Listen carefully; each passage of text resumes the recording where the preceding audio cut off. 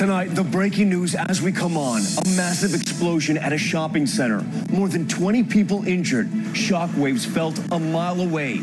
Gas shut off to the entire area.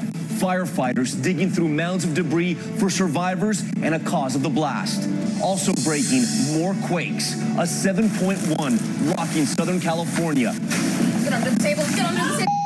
Oh my God. Anxiety spiking. 4,800 aftershocks. Fires and rock slides, the new warning tonight. In politics, Biden on defense.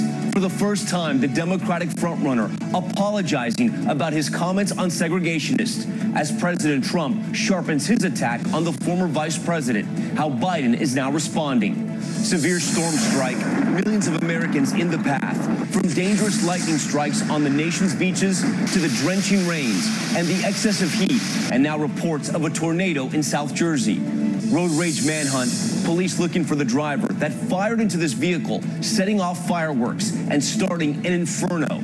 2 toddlers in that car pulled from those flames in critical condition tonight. Plus, a group of police officers asked to leave a Starbucks by a barista, told a customer, quote, did not feel safe. The coffee giant now apologizing. And royal christening, the glimpse inside Windsor Castle, baby Archie's close-up. From ABC News, this is ABC World News Tonight. And good evening. Thanks for joining us on this Saturday. I'm Tom Yamas. And we begin tonight with that massive explosion at a Florida shopping center. The blast happening in Plantation, Florida, not far from Miami and Fort Lauderdale. Shockwaves felt a mile away. Right after the blast, a frantic search for survivors. Canine teams called in. One person having to dive under his car to escape the debris that was coming down. More than 20 people were injured, many of them hospitalized. A father telling us he and his children are lucky to be alive tonight. ABC's Victor Oquendo is there. He starts us off. Tonight, investigators on the scene of this massive explosion that rocked a South Florida shopping center, working to determine a cause. The building across from an LA Fitness decimated. The debris field stretching across several parking lots in Plantation, west of Fort Lauderdale. The entire, inside of the store I was in just caved in. Those inside the gym at the time making their way outside amid the chaos. Windows blown out, the front destroyed. Watch this Nest camera from a home a mile away. The homeowner says her entire house shook. This cell phone video showing the aftermath. Guillermo Villa tells us he was about to charge his Tesla SUV when he heard the explosion. There are big pieces of branches also falling. It was crazy. He said diving underneath the front of the car likely saved his life. I was thinking, now I could be in an ambulance or in a hospital or in a plastic bag. It was so close that, I'm blessed. Plumes of smoke rising from the scene. This father of 3 saying they just left the mall before the blast. Drove about 50 yards, and behind us, everything just exploded all at once. Right after you left? Right after we left. If I had been getting my kids in the car 15 seconds before. Search dogs canvassed the area for anyone possibly trapped. 23 people injured, more than a dozen treated at hospitals. At this point, nobody was killed. Thank goodness for that. As bad as it is, it could have been a lot worse. And Victor Oquendo joins us now live from the scene of that explosion. And Victor, anywhere you look, you see the devastation. We just heard the chief say it right there. It could have been so much worse. Are authorities any closer to determining a cause? Tom, the initial call was for a gas explosion, and when firefighters arrived, a hazmat team did find a gas leak, but it's still too early in the investigation to know if that's what's to blame for all this. The ATF is out here as well. Tom? Victor Oquendo for us tonight. Victor, thank you. Now to the huge new earthquake overnight in California, even stronger than the first. That latest jolt, 7.1 magnitude, rocking homes and businesses, as you can see here. An incredible 4,800 aftershocks reported and many more expected. Firefighters trying to battle out blazes like this that have been breaking out. That new quake stronger than Thursday's 6.4, already the worst in 20 years. Here's ABC's Marcus Moore. Get under the table, get under the... Oh my God. The force of that powerful 7.1 earthquake shaking Southern California. Oh my God. The second major quake in less than 48 hours, igniting homes. Structure fires as well as several outside fires and hazardous conditions. This grocery store right near the epicenter losing power as customers and employees step over broken glass to escape. The air is really thick. One employee helping a startled woman out of the store. Aisle by aisle, floor disappearing under fallen merchandise. Brayden, get over here! Brayden! This woman rushing to grab her 2-year-old son as the trailer just feet away swayed back and forth. There's a rock slide down here at the canyon. Nearby rock slide shutting off this highway. Scientists surveying the damage right next to the fault line. And we met this family looking at the damage in their own home. You can hear things. You can hear things breaking. You can hear all that. You can hear it being thrashed. The epicenter of Friday's quake, 11 miles from Thursday's 6.4 tremor. That was already California's strongest quake in 20 years. And officials now believe it was only the precursor to that massive 7.1. The quake felt through Southern California and in 2 other states. So powerful, it forced some to sleep outside. It feels safer out here. At least the house wouldn't be. If it would collapse, we wouldn't be inside it. Tonight, more than 4,800 aftershocks rattling nerves. California's governor requesting a presidential emergency declaration for the communities impacted as the entire region remains on edge. And Marcus Moore joins us now live. Marcus, we saw that family sleeping outside, fearful of more tremors. What are people in the impacted communities telling you about the potential for more powerful quakes? Well, Tom, they're just going to begin to recover, and some people are starting over from scratch, like the family that lived in this house. You see, nothing left on the inside. It burned down in the aftermath of Friday's earthquake. And when you look at the wider region, Tom, there is a sense that this area has been spared, especially when you consider that America's second largest city, Los Angeles, is not far away from here, and these 2 powerful earthquakes hit in less densely populated areas. Tom? All right, Marcus, thank you. Let's bring in seismologist Dr. Lucy Jones now. You had earlier warned of the potential of a stronger quake. That happened. What are the risks of another quake at this magnitude or even stronger hitting anytime soon? They're small. They are not zero. But at this point, we're down to a few % chance that we could continue to have another very large earthquake, say 7 or above. Most likely, we have seen the largest one at this point. But that still means, you know, plenty of magnitude 5s and 6s that would just be part of the aftershock sequence. Should folks who live in Southern California still be on alert? The only people who should be on alert are the ones who live near this earthquake. If you live in the southern Owens Valley, yes, you should be expecting to feel lots of earthquakes with the potential for damaging ones. For those of us who live down in the LA metropolitan area, this has not changed the risk of earthquakes in the metropolitan area, either to increase it or decrease it. Dr. Jones for us tonight. Doctor, thank you. Now to the severe weather threat. Those beachgoers on North Myrtle Beach, South Carolina this 4th of July weekend dodging dangerous lighting. You saw it right there. That Missouri road washed away southeast of Kansas City as more heavy rains drenched streets outside of Akron, Ohio, plus reports of a tornado touching down near the Turnpike in South Jersey. Millions of Americans in that storm zone tonight. ABC meteorologist Rob Marciano joins us now from Central Park. Rob, good evening. Good evening, Tom. We've already had several rounds of storms roll through the New York City area. The humid air mass, though, still in place. That front yet to come through, so more damaging, potentially damaging storms coming through in a little bit. Here's the line on the radar scope. You see it from Boston stretching across Connecticut through Pennsylvania and back through Ohio. So that's the front. That'll push through later. That's when the strong storms will come. There have already been some tornado warning storms there. Denver, Cheyenne, you're in another night of a severe thunderstorm watch, potentially damaging winds. And the southeastern third of the country still in the heat. Heat advisories up tomorrow for Little Rock, Montgomery. It'll feel like 104 degrees with the humidity in Columbia, and looking for a little cooler here in the Northeast, but not before more storms tonight. Tom? All right, Rob, thank you. Now to politics in the 2020 presidential race. Former Vice President Joe Biden apologizing out on the campaign trail today, even as President Trump was taking aim at the Democratic frontrunner.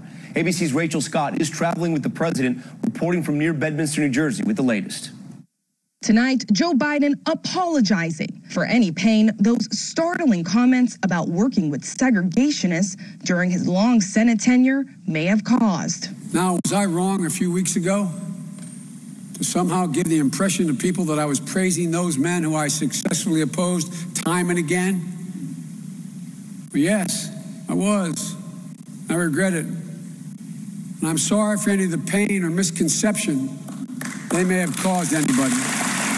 His rivals, including Senator Kamala Harris, pouncing on the debate stage, signaling Biden's positions are out of touch. Today in South Carolina, Biden defending his record on race. If Should that misstep define 50 years of my record for fighting for civil rights, racial justice in this country? I hope not. While making it clear his views have evolved. I don't pretend that none of my positions have changed. I've grown, and I think it's good to be able to grow.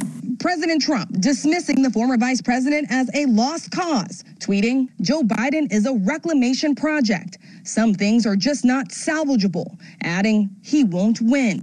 And continuing his attacks on the Obama-Biden administration. Biden didn't know what the hell he was doing, and neither did President Obama. But Biden made it clear which president's opinion he values. I'll take his judgment about my record, my character, my ability to handle a job over anyone else's. And despite having to defend his record, Biden has raised more money per day than any other Democrat in the race. Tom? Rachel, thank you. Next to an update into the investigation surrounding Kevin Spacey and allegations of sexual assault. A report tonight that detectives from Scotland Yard came to the U.S. to question the actor about alleged offenses in the U.K. The latest now from ABC's Ariel Reshef. Tonight, Variety magazine reporting Scotland Yard interviewed actor Kevin Spacey regarding several allegations of sexual assault in the UK. When ABC News asked directly about Spacey, London Metropolitan Police confirmed its complex case team questioned a man about 6 separate claims of sexual misconduct, ranging from 1996 to 2013, but said it does not identify any person subject to an investigation. Variety saying Spacey voluntarily submitted to the interrogation back in May. British authorities telling ABC the man they interviewed was not arrested and inquiries are ongoing. Spacey's camp not commenting on whether he spoke to British detectives. I told you my deepest, darkest secrets. I showed you exactly what people are capable of. The embattled actor facing accusations of sexual assault on both sides of the pond, breaking more than a year of silence back in December 2018 with this cryptic video in the voice of his iconic character Frank Underwood from the hit Netflix show House of Cards. Despite even my own death, I feel surprisingly good. And my confidence grows each day that soon enough you will know the full truth. Just this week, the former Nantucket busboy who accused Spacey of groping him at a bar in 2016, dropping his civil suit.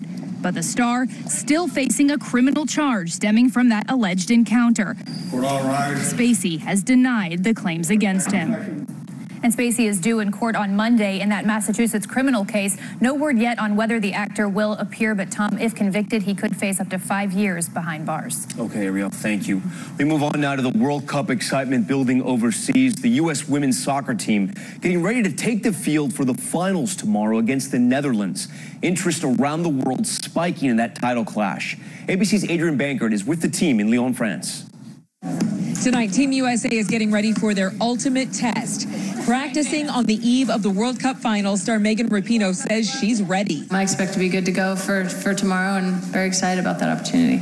She's healing up after a strain to her hamstring took her out of the game during their last match, as is midfielder Rose Lavelle, who says despite being ranked number 1, the team doesn't think of Sunday's game against the Netherlands as a sure thing. We know that everybody knows that they can compete with us, and we're ready to compete with them. The Dutch are the reigning European champions. Co-captain Alex Morgan, who received a mixed response for that now controversial tea-sipping celebratory pose after her goal against England, says they're staying focused. How are you kind of keeping the noise out? At the end of the day, we're here to do a job, and a job that we've dreamt of and worked our entire lives for. But just hours before the big game, the issue of pay equity for one of the most successful teams in all of sports is far from being sidelined. Money, money, money, money. Right? That was Rapinoe's reaction to the president of FIFA's proposal to double the prize money for women's soccer across the board. The men's prize for the next World Cup projected to reach $440 million. FIFA proposing to double the total prize money for the next women's tournament to $60 million. We should double it now and then use that number to double it for, or quadruple it for the next time, obviously. And Adrian Bankert joins us now live. Thousands of Americans are expected to cheer for Team USA at the game tomorrow, Adrian?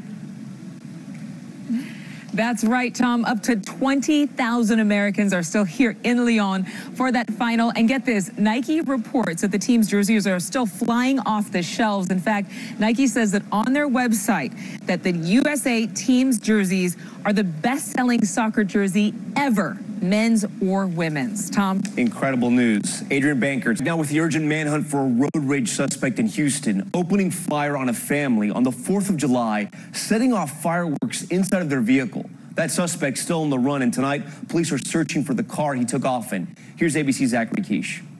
Tonight, the manhunt is intensifying after this explosive road rage confrontation. Authorities are looking for this white SUV seen on surveillance video leaving the scene. On July 4th in Galveston, 2 drivers got into an argument near a fireworks stand. The driver of that white SUV allegedly firing on a family of 4. That car, loaded with fireworks, erupted into a ball of flames. Witnesses watched in horror. 2 parents and 2 toddlers trapped in that burning car. Jason Butler ran to help. When I ran up to the car, the lady handed me her baby. And I asked her, I was like, is anybody else in the car? Because all I could see was baby seats. Police say the shooter followed the family's car into this gas station after the family tried to flee. The father then rushing into danger to save his children. If you looked at him, his whole arm was just like gone. And in my eyes, I'm like, you the real hero. Because, you know, no matter how badly burnt you are, you came and saved your kids. All 4 people in that car are still in the hospital tonight. The children are improving, but one is expected to have surgery on Monday. This incident happened on a busy stretch of road, and police are asking for help identifying any suspects. Tom? Zachary Quiche with that manhunt tonight. Zachary, thanks, and caught on camera. Several men walking into a North Face store at an outlet mall, ransacking the racks, off with $30,000 worth of goods in just 30 seconds. Those 10 suspects are still at large. Starbucks apologizing tonight for what happened inside one of their Tempe, Arizona locations. 6 police station calling that treatment, quote, offensive, and it could not be more disheartening. Starbucks now apologizing for any misunderstanding and saying they want to meet and make things right. A major update in the hunt for those 2 gunmen in San Bruno, California, opening fire this week in a crowded shopping mall. Tonight, police announcing they've identified their suspects and they've making 2 arrests so far. One of the gunmen, 18-year-old DeAndre Lejean-Gant, is still on the run. And the consumer alert tonight, eye drops and ointments sold at Walmart and Walgreens now being recalled over concerns they may not be sterile. 23 products in 150 stores being pulled off the shelves so far, both over-the-counter and prescription medications. Altair Pharmaceuticals saying they've received no reported problems yet and are still making that recall voluntarily. Tonight, a big day for baby Archie and a private look inside the royal family's joyful day. Here's ABC's Jennifer Eccleston. Harry and Meghan taking a cue from their little niece. Blocking the press from baby Archie's christening today at Windsor Castle. Releasing 2 images to their nearly 9 million Instagram followers, but keeping the intimate details, including the names of the godparents, private. Christenings are traditionally big photo ops for the royal family. Look at the crowds that came out to see Princess Charlotte's. Unlike his Cambridge cousins, who are destined for roles on the world stage, Archie is not expected to actually grow up to be a working royal. Although his parents are, it's not expected that he will be. But the Sussexes coming under fire for the secrecy, as they're facing mounting criticism from the British public for a more than $3 million renovation bill for their home on the castle grounds. Little Archie wearing a hand-sewn replica of the christening gown worn by Dad Harry. Princess Diana's family represented too. Her 2 sisters right behind the royal couple in this official portrait. Mom and Dad giving fans glimpses after his big debut, but this is the first clear photo of baby Archie's face. Tonight, the lingering question, who does he look like? We're still trying to figure that out. His looks are changing every single day, so who knows? Jennifer Eccleston, ABC News, London. We thank Jennifer for that report, and we thank you for watching. I'm Tom Yamas in New York. GMA and This Week, first thing in the morning. I'll see you right back here tomorrow night. Have a great evening. Good night.